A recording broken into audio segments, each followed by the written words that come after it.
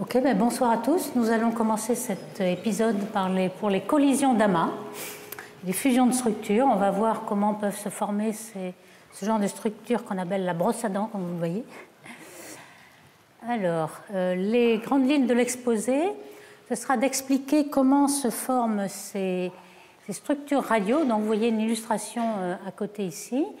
Ce sont des structures qu'on observe en radioastronomie, donc dans les longueurs d'onde centimétriques métriques, en basse fréquence, et qui sont de très grande taille. Ici, vous avez une émission diffuse qu'on appelle radio-halo, c'est-à-dire un halo, en fait, c'est vraiment diffus, qui coupe tout l'amas. Un amas a une dimension d'1 mégaparsec, donc c'est aussi grand que l'émission en rayons X qu'on a vu dans les épisodes précédents. Et puis, au bord des amas, on voit ces structures qu'on appelle reliques radio, on va voir pourquoi, qui sont sans doute des ondes de choc, et on pense que ces ondes de choc accélèrent des électrons lors de la collision de deux sous-amas en un amas global. Alors ces phénomènes-là sont très intéressants, sont des chocs, des fronts froids qu'on va détailler dans cet exposé, car en effet, on va pouvoir avoir beaucoup d'informations en observant ces structures, non seulement sur le champ magnétique des amas, mais aussi sur la conduction du gaz chaud, la viscosité, enfin toute la physique du gaz chaud, et puis on peut modéliser ces collisions, savoir quelle est la vitesse de collision, le nombre de Mach, la masse, le rapport de masse des amas qui ont été en collision. Donc déjà, pour faire un petit peu la description de ce qu'on observe en radioastronomie, donc en rayonnement centimétrique et jusqu'à métrique, vous avez ici un amas typique. En couleur, c'est l'émission que l'on voit en rayons X, qu'on a détaillé beaucoup dans les exposés passés. Ici, on a une structure à deux sous-amas, justement, les deux amas rentrent en collision. Et vous voyez que les contours sont l'émission radio synchrotron, des électrons qui spiralent dans un champ magnétique. L'émission synchrotron est très polarisée en général. Ici, elle est polarisée à au moins 30%, mais peut-être 50 ou plus. Et on pense que ces structures radio sont dues... Alors ça fait vraiment 1 mégaparsec, c'est très géant, c'est beaucoup plus grand que, par exemple, les jets d'un noyau actif, que j'appelle AGN, actif galactique nucléaire, qui font des jets radio, donc c'est beaucoup plus grand que ça. Les jets radio, c'est l'ordre de 100 kiloparsec, ici c'est 1 mégaparsec. Et on pense que sans doute, il y a des électrons relativistes qui sont des restes de jets radio, qui vont être réaccélérés dans le choc, et c'est l'origine de ces reliques. Donc voici déjà la structure globale.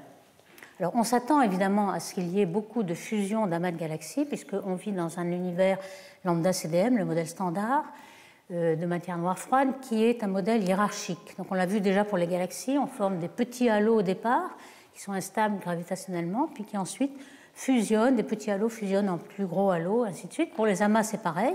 On a des petits groupes de galaxies qui se forment au début, puis les plus grosses structures se découpent de l'expansion.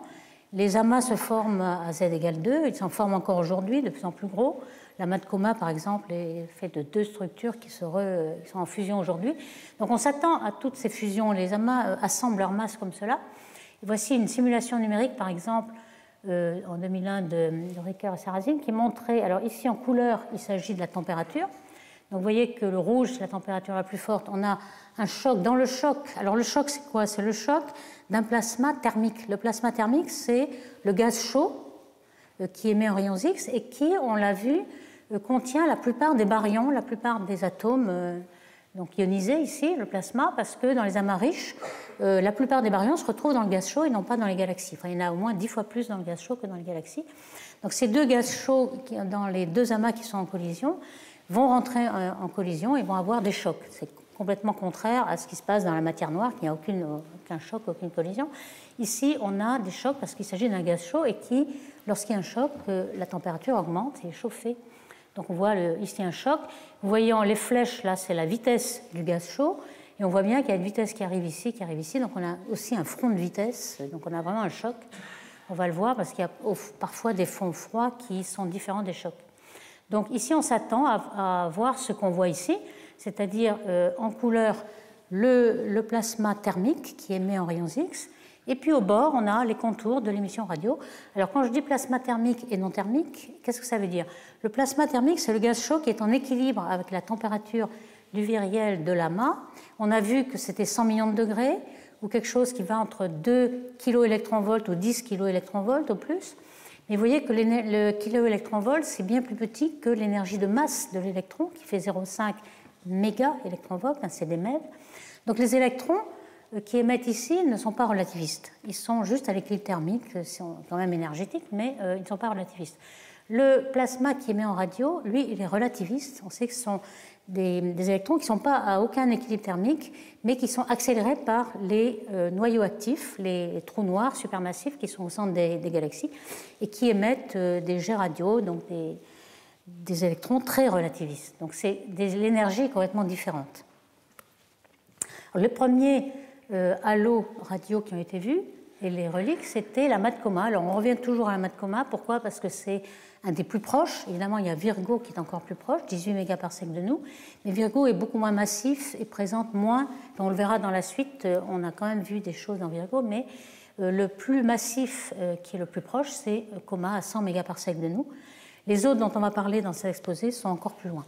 Donc c'est plus difficile de voir, mais là on voit, c'était déjà en 1993, il y a 25 ans, on voyait en orange l'émission en X de Rosat, le satellite qui précédait Chandra.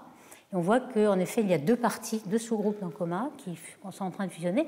Et à la même échelle, vous voyez l'émission radio à 90 cm, donc presque métrique. On a un halo radio qui est à peu près la même taille que le rayon X ici. Et au bord de l'amas, on a une relique radio. Alors, qui n'est pas encore très très fine, qui n'est pas encore assez. Alors, à l'époque là, c'était quand même assez rare. On en avait 10% de halo dans l'amas X, plus lorsque l'amas était plus gros, c'est-à-dire que la luminosité X plus grande. Aujourd'hui, on est plus sensible. On a des radiotélescopes LOFAR de basse fréquence et on en voit plus, peut-être la moitié, qui ont de ces émissions radio. Alors, voici un exemple où on a des formes beaucoup plus caractéristiques. Donc Abell 2744, on voit, alors ici c'est l'image radio, rayons X et puis les galaxies en optique. Vous voyez qu'en X, on a une taille à peu près la même que celle du halo radio. Le halo radio est très diffus, et ce qui le distingue de la relique ici, qui est vraiment la forme d'un choc, qui est quelque chose qui est un petit peu incurvé en général, qui fait de l'ordre de 1 mégaparsec de taille. Ce que vous voyez ici, ce sont des petits AGN, alors là simplement des jets radio habituels où on a une galaxie au centre et puis deux lobes radio.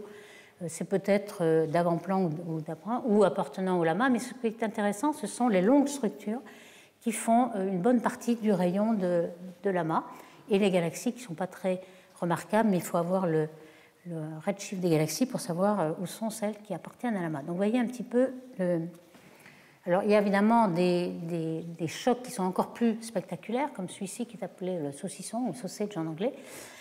Ici, toute la couleur, c'est l'émission radio obtenue avec ce qu'on appelle Giant Meter Radiotélescope. C'est un télescope en Inde qui observe dans les longueurs d'onde métriques. Ici, c'est 50 cm, un demi-mètre. Et on a ici un choc qui a une taille 2 mégaparsecs de long avec une largeur 50 kiloparsecs, donc qui est très très mince.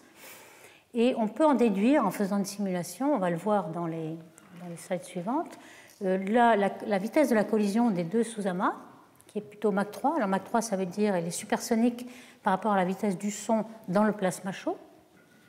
La collision a eu lieu il y a moins d'1 milliard d'années, et le champ magnétique va être de 5 microgauss.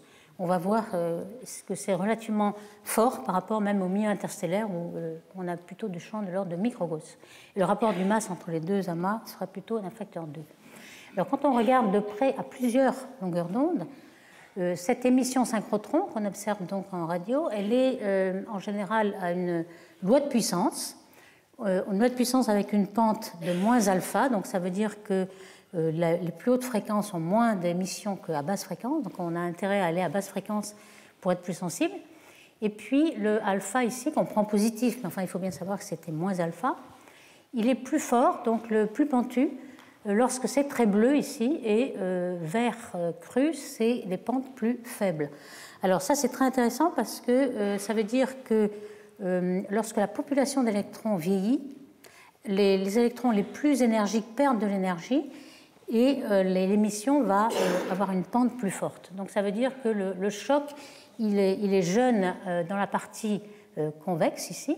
Donc ça, c'est le choc qui avance. Et puis ensuite, ici, on a des électrons plus vieux qui ont déjà perdu leur énergie et qui sont plutôt en retrait. Et on voit aussi la grande polarisation, ici 50%, et on peut regarder l'orientation des champs électriques dans cette polarisation. Elle est perpendiculaire à la saucisse, là, ici, et ce qui veut dire que le champ B, qui est perpendiculaire au champ électrique, est parallèle au choc, ce qui est aussi attendu parce que dans le choc, vous allez avoir une compression et un étirement, un cisaillement qui va rendre le champ B parallèle. Alors ce rayonnement synchrotron, je reviens un petit peu dessus, mais que vous sachiez un peu ce que c'est, mais on va pouvoir en déduire beaucoup de choses. Donc, quelle est sa dépendance en champ magnétique, en énergie de l'électron, etc.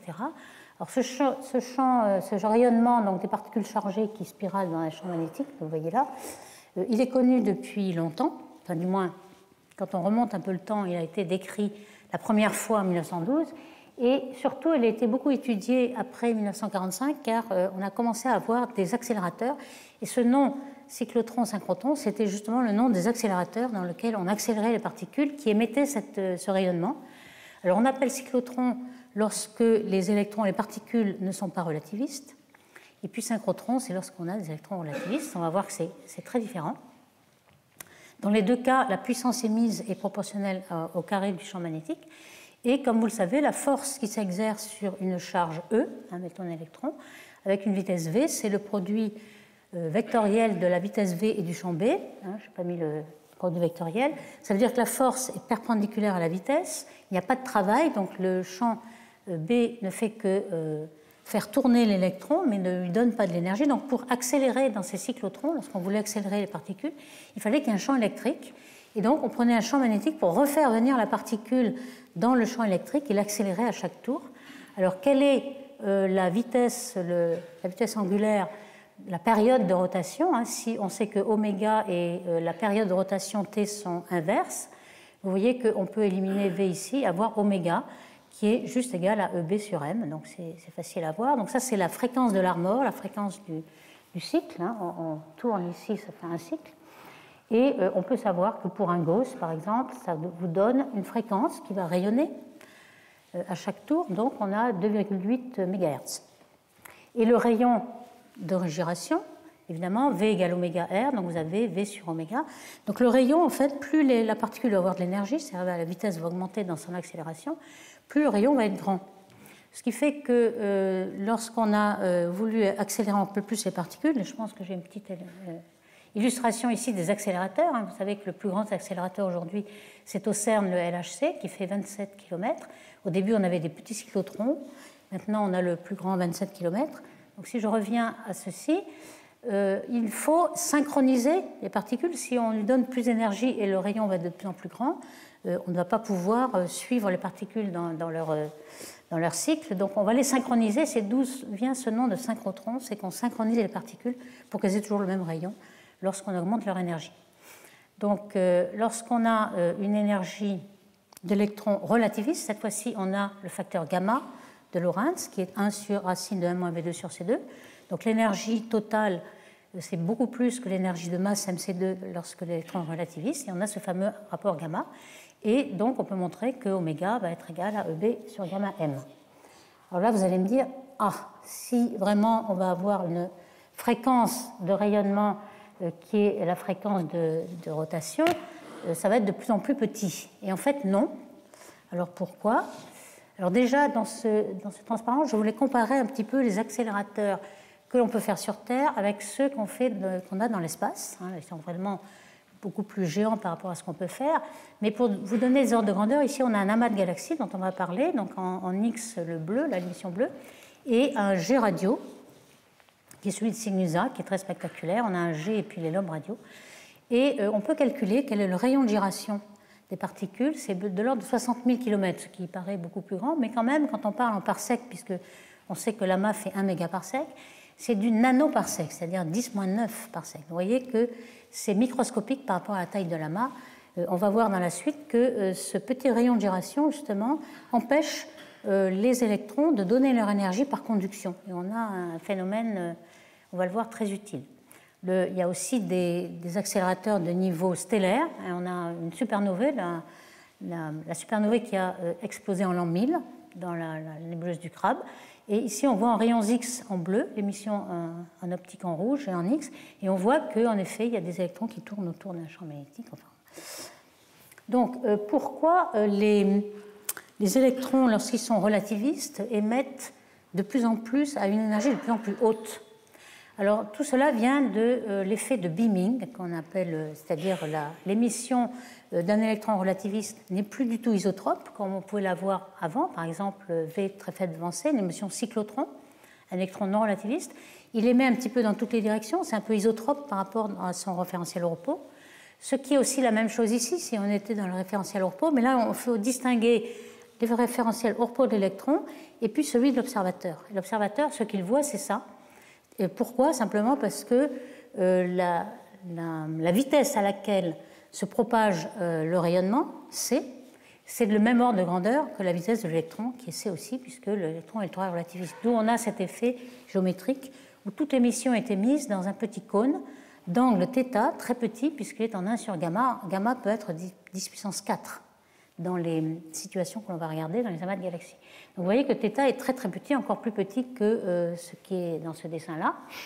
Et donc ce qui va se passer, c'est que lorsqu'on regarde le rayonnement va être émis vers l'observateur comme des petits flashs, très très rapides. Et donc si vous faites la transformée du Fourier du rayonnement reçu, ça va être à une très haute fréquence. On peut montrer qu'on va recevoir des fréquences qui seront de l'ordre de delta t, qui c'est très très petit devant la période de rotation, contrairement au cyclotron où vous aviez une période qui était la fréquence de gyration. Ici, on a quelque chose qui est très très petit, et donc on peut montrer que la fréquence reçue, donc en radioastronomie par exemple, sera en gamma 2 B sur T, et non pas comme on pouvait le penser ici, en 10-3 Hz, mais là, ce sera avec des mégahertz et jusqu'à des gigahertz. Donc ici, on a déjà cette relation-là, grâce à cet effet de beaming, gamma 2, EB, alors B perpendiculaire, c'est-à-dire perpendiculaire à la direction de l'électron ici, donc on aura sans doute un angle sinus θ qui va arriver. Donc en gros, c'est juste pour reformuler de façon différente la transformation du repère pour un référentiel de l'électron où l'émission est relativement isotrope dans ce référentiel, et puis lorsqu'on passe dans le référentiel de l'observateur, comme la transformation est très très relativiste, la transformation de Lorentz avec ce facteur gamma, on a cet effet de beam, de lobe si vous voulez, avec un angle d'ouverture très petit. Et la polarisation qui en déduit est aussi très très forte, 70%. Alors 70%, on ne l'observe pas tout le temps. Pourquoi? Parce que dans certains, lorsqu'on a une résolution spatiale qui est assez limitée, on va moyenner sur beaucoup de régions, des parsecs, des kiloparsecs, et le champ magnétique va être peut-être désordonné, on sera moins polarisé. Alors cette émission synchrotron, donc, on a vu que la fréquence était proportionnelle à l'énergie gamma, et même gamma au carré, et au champ magnétique. Et puis la puissance émise, alors on peut calculer, comme on l'avait fait tout à l'heure, pour l'effet relativiste, on a une certaine constante ici, et puis c'est gamma 2, B2. B perpendiculaire, mais enfin, bon, le sinus carré est après, c'est B2. B2, en fait, c'est l'énergie du champ magnétique. Localement, l'énergie d'un champ, c'est le champ B au carré. Donc on voit que c'est proportionnel. L'électron tire un peu son rayonnement de l'énergie qu'il y a emmagasinée dans le champ électromagnétique. Alors ici, on voit bien que plus un électron a beaucoup d'énergie, plus il rayonne en fait, et même c'est pas proportionnel. Ce qui fait que si on veut regarder la durée de vie d'un électron de l'énergie E égale gamma mc2, vous voyez que le temps, la durée de vie, ce sera l'énergie qu'il a, c'est-à-dire gamma mc2, sur l'énergie qu'il donne à chaque seconde et qui est en gamma 2. Donc la durée de vie, ce sera en 1 sur gamma. Donc on voit bien que les électrons les plus énergiques ont une durée de vie beaucoup plus petite. D'où le fait que tout ce qui émet à haute énergie va vieillir plus rapidement et on aura des émissions synchrotrons dont la pente va varier beaucoup lorsque l'électron vieillit, enfin perd son énergie. Par exemple, pour le crabe ici, on peut regarder les ordres de grandeur. On a une durée de 20 ans pour ces électrons. Alors ce que je n'ai pas dit ici, c'est qu'on considère en général que les électrons. Pourquoi? Parce que vous voyez que la puissance est en 1 sur M2 et pour les protons qui accompagnent les électrons, la masse est 2000 fois plus forte, donc l'énergie rayonnée par les protons est négligeable. Donc ici, on a 20 ans. Vous voyez que la nébuleuse, on l'observe depuis plus de 20 ans, donc ce qui veut dire que vous avez certainement des chocs qui vont réaccélérer les électrons sans arrêt.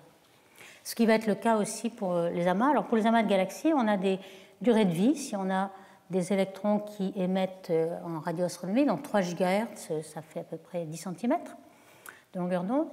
Le champ magnétique, alors on va voir comment on peut le mesurer, on a à peu près des durées de vie de 20 millions d'années, et c'est très court par rapport au temps de traversée d'un amas, donc on voit qu'il faut aussi des réaccélérations des électrons vu la faible durée de vie.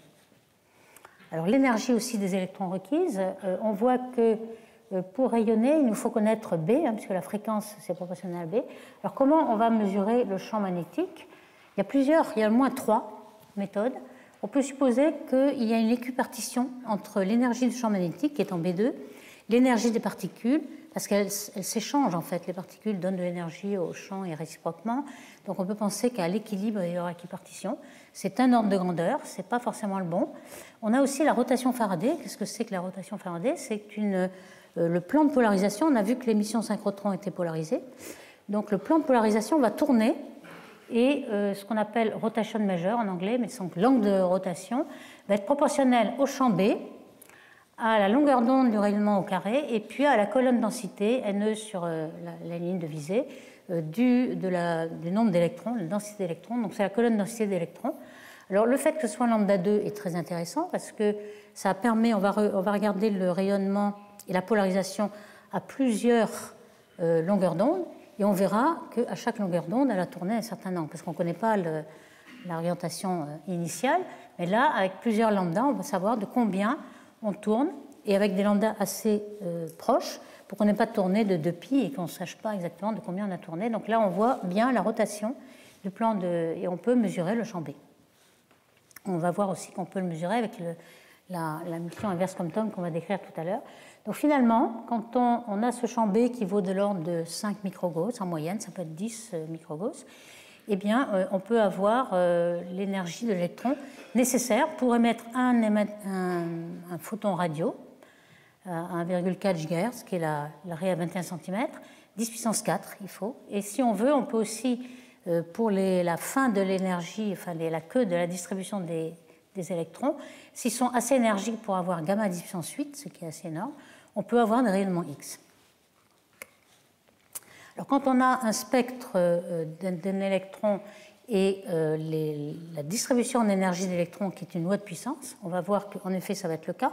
On va décrire un petit peu les mécanismes d'accélération pour savoir comment va être accéléré les électrons. Et bien, on peut montrer que le spectre d'émission synchrotron qu'on va recevoir va être aussi une loi de puissance et on va pouvoir la calculer. Alors par exemple, ici, on a un spectre de l'émission synchrotron en fonction de nu, c'est la fameuse loi moins alpha que j'ai déjà décrite, et on veut essayer de le rapprocher du spectre en énergie de l'électron. Admettons qu'on ait accéléré nos électrons et que le nombre d'électrons en énergie E soit une fonction de loi de puissance avec une pente P. Et c'est en effet le cas. Alors on peut, avec les équations maintenant qu'on a établies, c'est-à-dire l'énergie de l'électron et puis la fréquence émise et la puissance émise, on peut prendre toutes ces équations l'une par rapport à l'autre et on voit bien que le rayonnement émis est une fonction en loi de puissance de la fréquence et du champ B. Et si ça vaut alpha, puisqu'on observe alpha, on peut relier alpha à la loi de puissance de l'électron. Et c'est ça qu'on veut savoir. On observe le rayonnement synchrotron et on voudrait savoir comment sont accélérés les électrons, c'est-à-dire quelle est leur distribution en énergie. Alors vous voyez que si on a un pente de rayonnement synchrotron assez plat, ce qu'on avait dans le saucisson un petit peu au bord, à ce moment-là, ça veut dire que P égale 2,5. Et en effet, dans les mécanismes d'accélération, on prédit que P égale 2, donc c'est déjà pas très loin. Et puis, lorsqu'on a perdu beaucoup d'énergie, surtout pour les électrons de haute énergie, à ce moment-là, on va avoir une pente plus forte et on peut avoir jusqu'à P égale 6 lorsque la population d'énergie aura vieilli, la population d'électrons aura vieilli. Alors, pour l'instant, on s'est intéressé à cette loi de puissance du rayonnement synchrotron. Est-ce que ça monte infiniment? Non. Alors d'abord, on aura certainement une coupure ici parce qu'on ne peut pas accélérer les électrons à des énergies invraisemblables. Donc on aura une coupure à haute fréquence. Et puis aussi à basse fréquence. Pourquoi? Parce que, alors pour l'instant, ce n'est pas encore arrivé. Il faut aller au-delà du mètre. Quand on a mis des images en centimétrique, métrique, on était par là. Mais lorsqu'on va au-delà, on a une auto-absorption du rayonnement. C'est-à-dire que les électrons qui rayonnent à cette énergie-là ont une énergie, un gamma assez faible, donc une température équivalente assez faible, et à ce moment-là, ils absorbent le reste du rayonnement. Donc ça nous fait un retour ici. Si vous voulez, c'est un petit peu comme un corps noir. On a un corps noir, on a des particules qui émettent, qui absorbent, etc. Et le pic est toujours la température moyenne des particules. Ici, on a un petit peu ceci, on a une température moyenne et à basse fréquence, les électrons qui émettent avec des températures de brillance plus fortes ont un rayonnement qui est absorbé par d'autres électrons qui ont une température équivalente plus faible, TE inférieur à TB. Donc, on a un retour à basse fréquence. Donc on ne s'attend pas à une loi de puissance qui monte jusqu'à l'infini. Alors pour le rayonnement Compton inverse, on en a déjà parlé lorsqu'on a parlé de l'effet Souniev-Zeldovich, si vous vous rappelez. Il s'agissait à l'époque de la rencontre entre un photon du fond cosmologique, qui est très faible, à une fréquence très faible, 3 degrés K, donc en millimétrique, donc un photon d'énergie faible qui va recevoir l'énergie de l'électron. Alors c'était l'électron thermique, donc celui qui avait 2, 3, 4 kV. Et on avait vu que ça accélérait un tout petit peu le photon qui devenait, il était millimétrique toujours, mais il y avait un tout petit trou à 3K et il devenait un tout petit peu plus énergique que 3K, mais très peu. Alors ici, c'est le même principe, mais l'électron, cette fois-ci, est relativiste, donc il va donner beaucoup plus d'énergie. Et donc, le photon qui va ressortir ne va pas être millimétrique, mais va être en rayons X. Va pouvoir être juste aux rayons X. On peut montrer que dans cette collision, le rapport entre la fréquence du photon final par rapport au photon initial peut être égal au gamma de l'électron, donc gamma au carré. Donc si on part par exemple de 3-10-4 électronvolts, ça c'est le photon du fond cosmologique à 3 degrés K, on peut aller jusqu'à 8 électronvolts, 3-7, qui est la fréquence des X de cette énergie-là. Donc on peut avoir, on avait vu d'ailleurs dans l'exposé précédent, que l'émission principale du gaz chaud en X, c'était du free-free, du thermique, du Brennstrahlung, si vous voulez. Et puis il y avait aussi un petit peu de inverse Compton qui était dû à ci.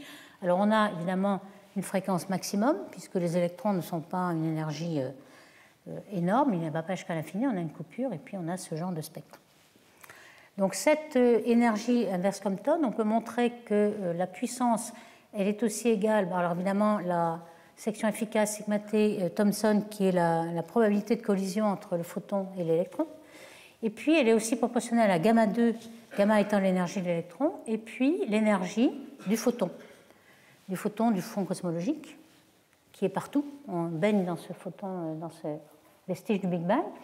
Et vous voyez que quand on le compare à l'émission synchrotron, on a montré que c'était gamma 2 UB, c'est tout à fait comparable. Et certains ont même dit que c'était exactement la même chose, c'est-à-dire que l'émission synchrotron, ça peut être assimilé, considéré, à une émission inverse Compton, avec les photons étant ceux du champ électromagnétique, puisque en mécanique quantique, vous savez que le champ électromagnétique, vous avez des photons. Vous avez une onde électromagnétique ou des photons, donc c'est exactement la même chose. Et si on a exactement les mêmes électrons qui agissent dans les deux cas, on peut faire le rapport et on aura le champ le champ magnétique B, puisqu'on connaît la densité de photons du fond cosmologique, est bien connue, c'est par Planck, etc.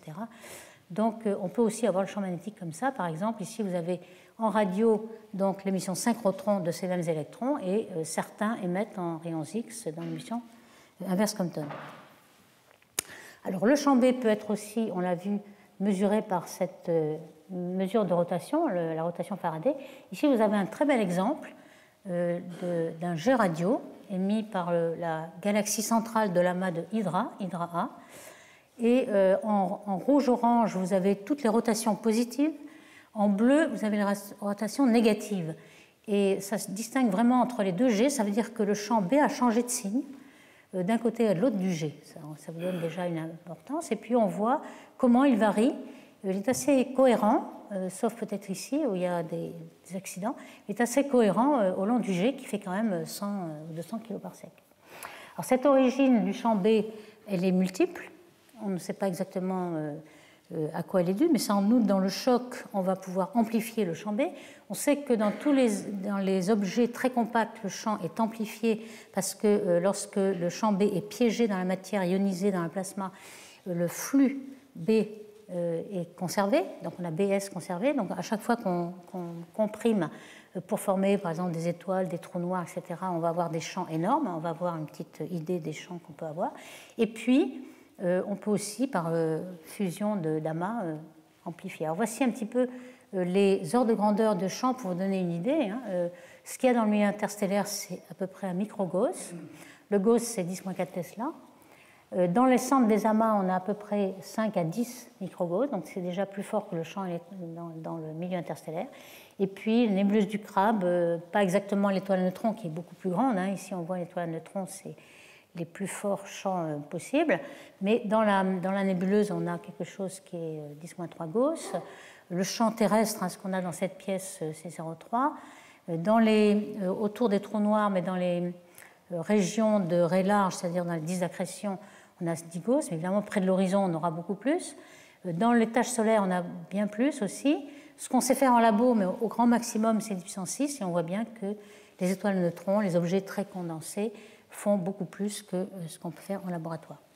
Alors la troisième petite méthode pour avoir la valeur du champ B, c'est l'équipartition. Alors vous voyez un petit peu le champ B, l'énergie du champ B qui va en B2, ici, en fonction de B. L'énergie des particules pour une émission synchrotron donnée va comme B-3,5. Donc vous voyez bien que si on échange entre les particules et le champ B, il va y avoir un moment où on a une énergie optimum ici, et ça donne une ordre de grandeur du champ B qu'il peut y avoir dans les amas. C'est presque bon, mais un facteur, là, le champ qu'on déduit ici, c'est 0,5, alors qu'on a plutôt 10 fois plus. Donc on n'a pas tout à fait le bon ordre de grandeur, mais c'est quand même une bonne idée. Donc maintenant, qu'est-ce qu'on a appris en regardant un petit peu les amas de galaxies? Vous voyez ici, on a un amas assez complexe. L'émission X est ici. Et en rose, on a l'émission radio. Alors ici, on a un G radio qui est beaucoup plus grand que d'habitude. D'habitude, on a une galaxie centrale, 2 G bien rectilignes, et puis ici, ça va jusqu'à 1 mégaparsec. Alors sans doute, l'amas est peut-être l'origine de la réaccélération.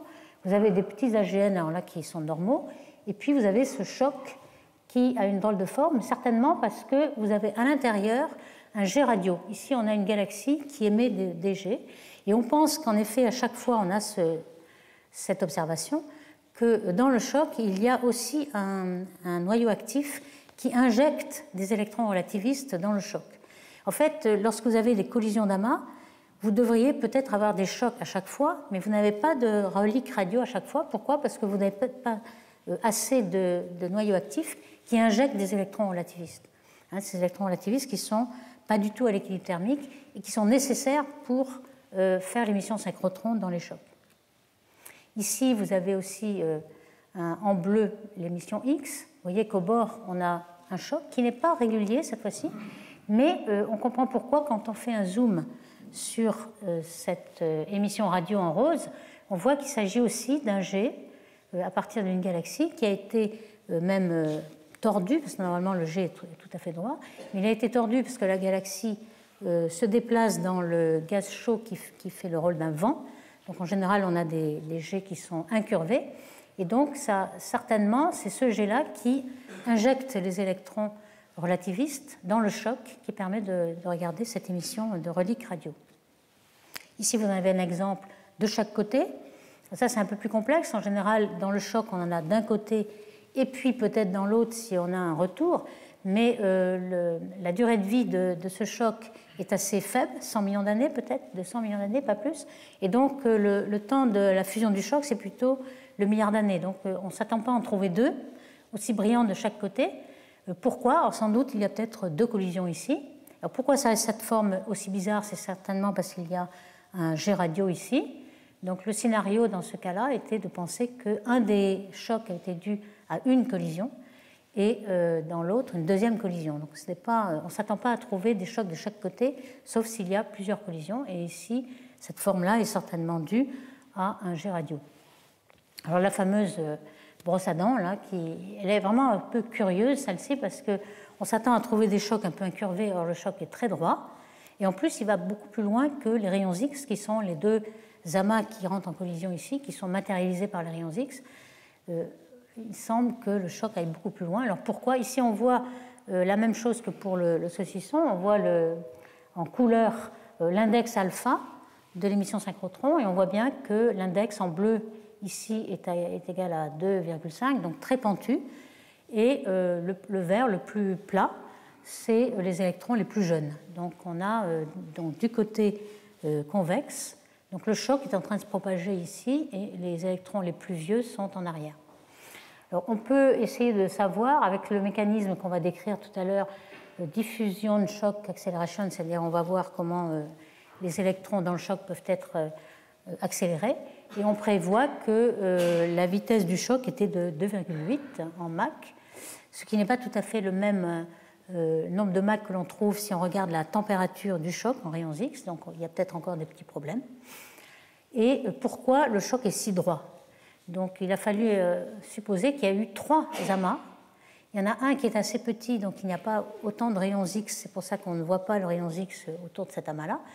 Mais s'il y a 2 collisions, il y a 2 chocs, et les 2 chocs mis bout à bout peuvent faire quelque chose de droit. En fait, c'est peut-être un petit peu ad hoc, mais c'est la seule configuration qu'on a trouvée dans les simulations pour expliquer ce choc très droit, et surtout un choc assez épais lorsqu'on a les collisions des 2 principaux amas, et puis un troisième par ici. Alors, il y en a d'autres qui sont du même type et qui nous renseignent beaucoup sur l'origine de l'injection des électrons. Vous voyez qu'ici, on a donc en bleu les rayons X, et ici, on a en vert l'émission radio. On a un petit jet radio qui sont incurvés, tout à fait typique d'un jet radio qui est poussé par le vent. Donc, au début, les jets radio sont linéaires, et puis ensuite, la galaxie se balade dans le vent chaud ici et sont incurvés. C'est ce qu'on appelle un jet avec un angle assez fort. Et lorsqu'on regarde à plus basse fréquence, donc on a plus de sensibilité, on voit qu'en effet, cette source radio-là, elle correspond à ça, avec les 2 jets qui sont du même côté, qui ont été repliés du même côté. Et il y a peut-être un jet qui se retrouve ici, donc un des chocs, et qui alimente ce choc en électrons relativistes, et l'autre qui va alimenter jusque-là. Donc vous voyez que ces petits jets qui normalement, lorsqu'on n'a pas de choc pour accélérer les électrons, évidemment les électrons, ils s'en vont jusqu'à 1 mégaparsec puisqu'ils sont relativistes, ça peut être en 100 millions d'années, mais on ne les voit plus parce qu'ils ont perdu leur énergie. Et là, il suffit qu'ils rencontrent un choc pour qu'ils retrouvent toute leur énergie, qu'ils soient accélérés dans le choc. Donc on retrouve ces reliques en fait. C'est bien des reliques de jets radio qui sont dus à des noyaux actifs. Ici, on l'appelle phénix, donc, puisqu'il renaît de ses cendres, en quelque sorte. Donc, c'est un jet radio qui a été ce qu'on appelle avec un grand angle, dû au vent, dû à son mouvement dans l'amas. Et ici, vous voyez en bleu les galaxies, donc les 2 amas, et en contour, c'est le rayon X, qui, le gaz chaud s'est mis en commun entre les 2 amas. Et donc, vous voyez qu'on a pu accélérer dans le choc beaucoup d'électrons qui viennent du jet radio. Alors, il y en a qui sont vraiment très spectaculaires. Vous avez ce fameux 2256. Vous avez en rouge ici les rayons X de Rosat, l'ancien satellite qui était beaucoup moins de résolution spatiale. Chandra en blanc, c'est aussi les X, mais avec beaucoup plus de résolution, moins de sensibilité pour le bord. Et puis en gris, là, blanc-gris, vous avez les reliques radio. À basse fréquence, vous avez un télescope qui s'appelle LOFAR, Low Frequency Array, qui est à la fois en Hollande, surtout en Hollande, et puis il y en a des stations en toute l'Europe, donc une à Nancy notamment, et le VLA qui est aux États-Unis et qui est plutôt à haute fréquence, c'est-à-dire centimétrique, et ici c'est métrique. Donc à basse fréquence, vous voyez un halo qui, à tout l'espace, est à la même échelle, donc à peu près la même taille que le rayon X. Et puis les chocs, vous voyez qu'on a des reliques comme ça. Ici, c'est une à plus haute échelle, une résolution à 7 arcs-secondes. Et ce qui est spectaculaire, c'est cette longue traînée qui semble peut-être être un jet radio, mais quand on regarde à plus petite échelle, on n'a pas l'impression que les 2 jets se séparent en 2. Ici, on a des noyaux actifs. Ici, on a un noyau actif avec 2 jets, mais qui se replient sur eux-mêmes. Donc là, c'est classique. Mais ce long filament-là est assez curieux. Alors ici, vous avez l'index spectral. On vérifie à nouveau que celui-ci est très jeune. Ce qui est rouge, c'est les alpha très pentus. Et puis la polarisation. Donc dans ce jet, on n'a pas de polarisation, curieusement. On a beaucoup de polarisation pour les reliques, donc ce qui est accéléré dans les chocs. Et la rotation Faraday nous donne le champ magnétique. Donc à plus grande, vous voyez un petit peu de détail là, on a été quand même surpris de voir qu'il n'y avait pas de galaxie au bout et qu'on a beau à faire une longue traînée et une réaccélération sans doute des électrons sur plus d'un mégaparsec, on ne voit toujours pas 2G. Alors qu'ici, vous voyez 2G, ici, vous en voyez. Donc il est possible que le deuxième G ait disparu dans l'interaction. Quand on voit la rotation Faraday, elle est assez irrégulière. On passe du positif au négatif régulièrement. Et on ne voit pas du tout, par exemple ici, vous avez 2G qui sont bien repliés, donc on arrive à les séparer. Ici, on a 2G qui se séparent, mais là, on n'est pas arrivé à le séparer. Donc là, il y a encore un mystère. Soit le premier G a disparu, soit il ne s'agit même pas d'un G radio, ce qui serait un peu bizarre. Alors, d'autres exemples, par exemple, plusieurs amas qui sont dans une chaîne. Là, on a beaucoup de reliques radio, des chocs qui sont réaccélérés. Ici, on a un choc au bord de cette structure-là, dont la structure en index radio est très régulière aussi, donc on voit quel est le côté jeune et le côté plus âgé. Et ce qu'on voit aussi, c'est la température en rayons X du gaz. Donc on voit que le choc correspond vraiment à un choc de température. Alors pour expliquer toute cette structure très complexe, il faut supposer qu'il y a plusieurs structures qui rentrent en collision, et donc l'émission radiosynchrotron de la relique est au bord comme il se doit. D'autres exemples encore. Ici, il est très très caractéristique. En fait, c'est encore un jet radio qui donne ces électrons au choc et qui est réaccéléré ici. On a ici un radio-halo qui a la même structure que le rayon X. Et donc, ça, c'est des structures qui peuvent s'expliquer très bien avec l'accélération des jets radio et des reliques. Donc maintenant, on a vu plusieurs exemples. On va essayer de comprendre quel est le mécanisme d'accélération de ces électrons dans les chocs. Ici, on voit bien qu'il s'agit de deux chocs. Ça, c'est un cas particulier où les deux amas ont une collision presque frontale. Donc, on a les deux chocs qui sont exactement dans l'axe d'arrivée des collisions. Mais on peut faire le rapprochement. On sait que les chocs accélèrent les particules. On sait dans les supernovas que tous les rayons cosmiques, tous ceux qui sont dans la galaxie et même au-delà de la galaxie, dans le halo de notre Voie lactée, tous les rayons cosmiques sont accélérés dans les supernovae, qui ont un choc énorme. Donc on va s'inspirer de cela. Et quand on regarde le nombre de Mach pour une supernovae, évidemment c'est à beaucoup plus petite échelle, puisqu'on a ici des échelles du parsec. On a un reste de supernovae, comme par exemple le crabe ici, et on a un choc qui vient de l'enveloppe de la supernovae qui a rencontré le milieu interstellaire. Et ce choc a un nombre de Mach de 10 puissance 3. Donc c'est énorme. Et évidemment, on va accélérer les rayons cosmiques beaucoup plus efficacement. Ici, on a un choc qui est la relique radio. Le nombre de Mach, il est toujours de l'ordre de 1, 2, 3 jusqu'à 5, pas plus. Mais c'est quand même sur 1 mégaparsec et non pas un parsec. Donc on a une énergie beaucoup plus grande, bien que l'accélération soit moins efficace. Alors à quoi est due cette accélération? Eh bien, simplement le fait qu'on prend de l'énergie sur le choc lorsque les particules traversent plusieurs fois le choc. Alors pourquoi elles reviennent sur le choc? Eh bien parce qu'on a ce qu'on appelle un miroir magnétique, c'est quelque chose de bien connu. Lorsque vous avez des inhomogénéités de champ magnétique, vous avez des gradients de champ. Ici, on a quelques lignes de champ, par exemple. Et lorsque le champ devient plus fort à un moment donné, vous pouvez montrer, c'est l'équation d'électromagnétisme toute simple, que lorsque dans la direction de l'hélice, la vitesse est ralentie dans cette direction jusqu'à même s'inverser. Donc vous voyez que la particule va être réfléchie. C'est un peu la même chose que pour une diffraction et une réflexion totale, si vous voulez. Donc on a une réflexion totale lorsqu'il y a une inhomogénéité de champ B et un gradient qui devient de plus en plus fort. Donc les lignes de champ se resserrent et la particule est réfléchie. Donc on appelle ça miroir magnétique. Et donc dans ces milieux-là, il y a des tas de petites irrégularités du champ B qui font des resserrements de lignes de champ et qui réfléchissent les particules. Donc les particules sont sans cesse réfléchies. Alors il y en a bien quelques-unes qui s'en vont, mais il y a un grand nombre qui va être réfléchi et qui va traverser le choc plusieurs fois, des milliers de fois. Et c'est ce mécanisme-là qu'on appelle mécanisme de Fermi aussi, puisque c'est Fermi, Enrico Fermi, le physicien italien, qui l'avait déjà proposé en première fois en 1949, pour justement essayer de comprendre pourquoi les rayons cosmiques sont accélérés dans la galaxie. D'où ils viennent, on les reçoit, on en reçoit quelques-uns du Soleil, mais on en reçoit beaucoup plus encore, et ils baignent tout le halo de la galaxie, et en fait ils sont accélérés dans les supernovae.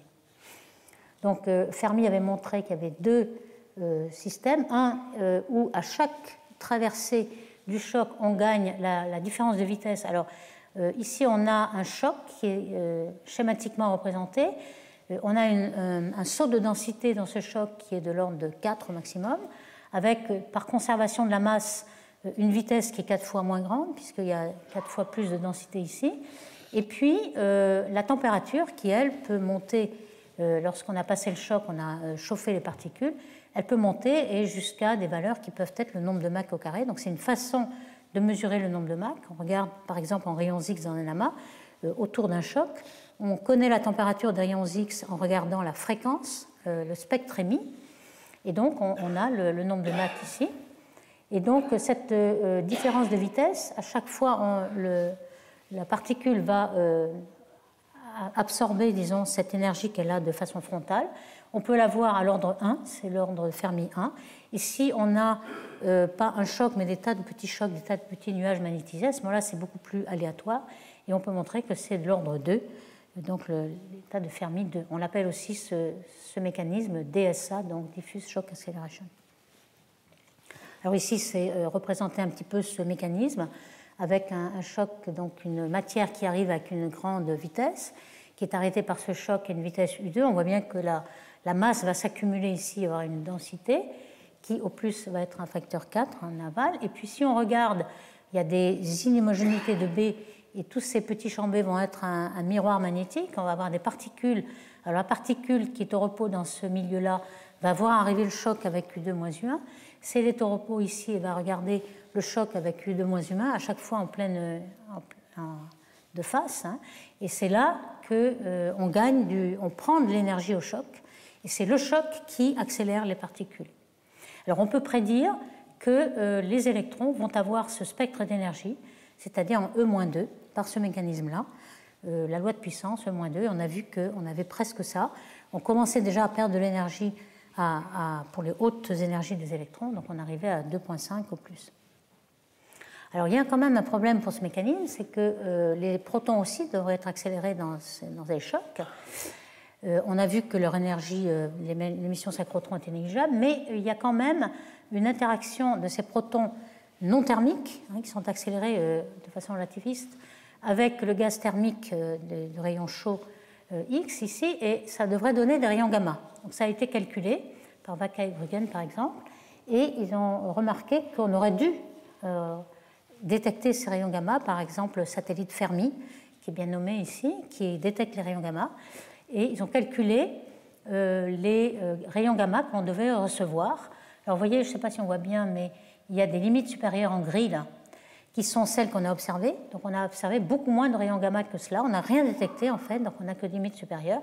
Or on aurait dû recevoir des gamma bien plus que la limite supérieure. Donc il y a un petit problème. Ou alors il faut penser que seuls les électrons sont accélérés par les protons, ce qui est un peu bizarre. Mais on n'a pas tout résolu dans ce mécanisme d'accélération. On connaît un petit peu le mécanisme, mais il y a encore beaucoup de choses à apprendre. Donc, qu'est-ce qu'on a appris quand même et qu'est-ce qu'on peut retirer des observations des amas? Alors, si on voit un amas, deux amas en collision Horax, puisque ici on voit qu'il y a un aspect comète ici, mais dans ce sens-là, il y a une dynamique perturbée, il y a un choc qui est matérialisé ici par l'émission synchrotron radio. On a la taille 1,5 mégaparsec et on a mesuré la différence de température en X et on a trouvé le nombre de Mach ici, qui correspond à peu près aux simulations qu'on a fait de ce genre de collision non frontale. Ici, on voit la simulation. Et puis, il nous faut quelque chose pour un injecteur d'électrons relativistes. Et on l'a trouvé. Ici, on a un petit jet radio qui est dû à un trou noir supermassif dans cette galaxie, qui injecte dans le choc, c'est-à-dire dans l'accélérateur en quelque sorte. Il faut injecter les électrons relativistes et ils sont là dus à cette source radio. Dans l'amas El Gordo aussi, on a pu mesurer. Vous voyez ici qu'on a un amas qui n'est pas à l'équilibre, qui est une collision d'amas. On a un radio-halo. On a pu mesurer la température en X entre les deux, qui correspond à l'amas. Et on voit bien que la relique radio, ici en vert, elle est vraiment à l'endroit où on s'attend de trouver le choc. Donc ça correspond tout à fait à ce qu'on attend. Ici, le choc avec l'intensité des rayons X. De même pour le boulette, hein, tous ces amas qui rentrent en collision, c'est exactement, on en a parlé beaucoup du boulette pour la matière noire, etc. Mais ici, on voit qu'on a une émission X qui est relativement forte ici. Simplement, lorsque le X émet beaucoup, c'est du gaz plus froid parce qu'il se refroidit. Et l'onde de choc, en fait, elle est ici. L'onde de choc, elle est en bleu. Et on a un front froid en arrière. On va décrire ce qu'est le front froid. Ici, on voit un petit peu l'onde de choc et le front froid ici. Et dans ce boulette, on voit qu'il y a en effet une relique radio au bord. On a un AGN qui injecte les électrons et on a un choc qui fait sur 1 mégaparsec. Ici en vert, on le voit bien. Ici, on a le boulette qui est reconnaissable. On a les deux amas du boulette, ici en observation optique, donc les galaxies. Et puis, on voit bien qu'en radio, on a bien ces reliques et c'est exactement à l'endroit où on s'attend de trouver le choc. Donc, on a une confirmation des modèles et aussi pour le radio-halo au centre. Alors on pense que le radio-halo n'est pas accéléré par les chocs, mais accéléré par le champ magnétique et les électrons relativistes par une turbulence en fait. Une turbulence, à quoi elle est due? Elle est due au fait qu'on a beaucoup d'énergie dans la collision et que l'énergie qui est dans les chocs au bord de l'amas, elle va ensuite cascader dans tous des tas de petites turbulences au centre. Donc on a des chats de petites... une homogénéité de B, donc c'est un peu plus aléatoire, c'est un peu plus turbulent, et donc on a une émission diffuse et qui n'est pas très polarisée parce que justement le champ n'a pas d'orientation bien précise, mais on peut prédire que la dispersion de vitesse, donc qui est due à la turbulence, est proportionnelle à l'émission radio, et c'est bien ce qu'on voit, donc on a bien une confirmation de modèle. Alors maintenant je vais parler de front froid qu'on observe aussi, qui est différent des chocs. Le choc, on a vraiment une discontinuité de pression et un effet de transport autour du choc. Pour les fronts froids, on a une densité qui est discontinue. Alors c'est un petit peu ça, la densité d'un côté tombe par rapport à la densité à droite. Par contre, la température compense. On a une température, là, lorsque le gaz est très dense, ici vous voyez l'émission X, donc c'est proportionnel à la densité. Et puis ici vous avez la température X, vous voyez que le gaz dense est plus froid. Donc la pression, le produit densité-température, la pression est la même. Donc on n'a pas de choc dans la pression, donc les vitesses vont être tout à fait continues. Donc ce front froid, il arrive lorsque, par exemple, au centre, vous avez dans ces amas qui sont presque à l'équilibre, vous avez un flot de refroidissement. Donc vous avez un gaz qui se refroidit beaucoup au centre, et donc vous avez un front froid, et tout d'un coup, vous avez une petite collision qui va faire bouger la galaxie centrale. Et on a ce qu'on appelle en anglais sloshing, c'est-à-dire un flottement, un balancement du gaz, qui peut être représenté aussi par ce centre de l'amas, où si on le fait bouger par une petite collision, une fusion avec un petit amas, un petit groupe, à ce moment-là, vous voyez que la pression dynamique sur la quantité de gaz qui est extérieure est plus forte que l'intérieur, et vous allez avoir un déplacement différentiel, et donc ces espèces de gaz froid qui va se balader dans le gaz chaud, et donc vous aurez un front froid à la frontière. C'est exactement ce qu'on voit ici. La galaxie est en train de bouger, et quand on regarde la température en X, elle est plus froide ici, et on a un gaz X qui émet. Alors on a fait ici un traitement où on a un filtre passe haut pour mieux voir la spirale, mais c'est un petit peu ce à quoi on s'attend. Alors cette observation de front froid a permis de voir que les électrons ne conduisaient pas l'énergie. La conduction est beaucoup plus faible que ce à quoi on pensait, et c'est certainement dû au fait que le rayon de gyration dans le champ B est très très petit, comme on le disait au début de cet exposé, c'est des nanoparsecs par rapport au libre parcours moyen des électrons qui est 1 kiloparsec. Donc au lieu de conduire son énergie sur 1 kiloparsec, elle va le conduire sur des nanoparsecs, donc on n'a pas de conduction du tout. Donc voici un petit peu ce à quoi on s'attend, un choc ici et un front froid derrière. C'est exactement ce qu'on a dans le boulette et puis dans d'autres exemples d'amas. Et les simulations montrent aussi à la fois le choc et le front froid derrière. Donc on a bien exactement ce que l'on voit dans les amas. Alors ici, c'est une collision d'amas avec un choc par ici. Et on peut en déduire le nombre de Mach avec les rapports de pression qu'il y a de chaque côté. Alors ici, on a aussi un double choc. Vous voyez le traitement de l'image pour mieux voir les chocs qui sont vraiment relativement très fins.